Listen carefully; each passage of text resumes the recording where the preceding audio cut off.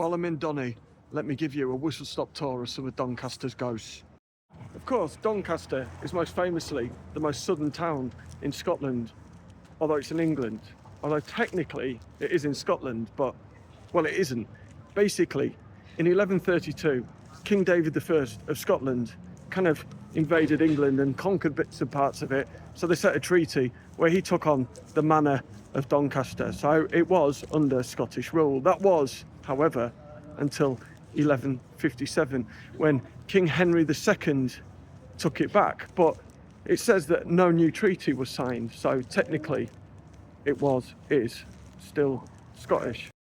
Sadly, the Corn Exchange and market area is closed today because there are a number of spirits I would have liked to visit. The most frequently seen of which is that of a little boy, straggly in Victorian rags, with his mother. People think they're in fancy dress and real. He seems to be searching for something. People interact with them, but then they just vanish into thin air.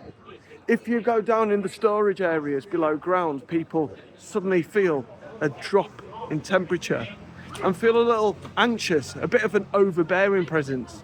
And for some reason, although I haven't been able to find out why, this is meant to be the ghost of a former boxer that stays underground. There's a more recent addition. It's a 20th century gentleman in a suit. They think he's an insurance clerk and he's always seen busy, flitting around before he walks through a wall where a door used to be. My favourite though is the residual sounds. There is the sound of a tailor. You can hear scissors clipping fabric and the whirr of a sewing machine, although there's no one there, even when shops are empty. As well as residual footsteps, there's meant to be a man near the entrance, sits by the closest chair to the doorway, wearing a Victorian suit, who sat there drinking, but again, just vanishes when anyone approaches him. Not as scary though, as the people that are currently in there right now.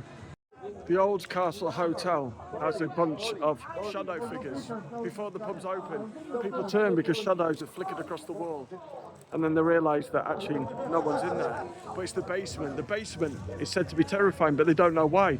People go down there, they'll be filling the barrels or whatever, and then just suddenly feel panic, terror, like something is oppressing them.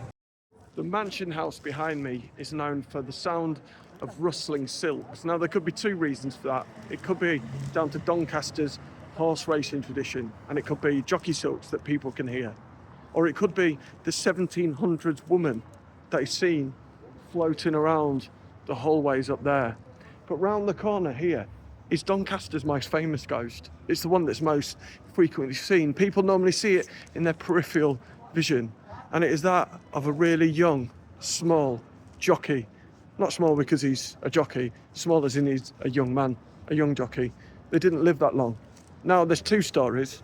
One is that he was murdered, but that seems to go back to the stables of a different location in Doncaster. This one is just said to be a young man that died falling off his horse and now wanders about this street forever, maybe looking for his prize that he never received.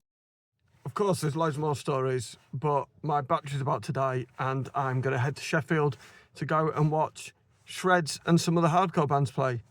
Take care.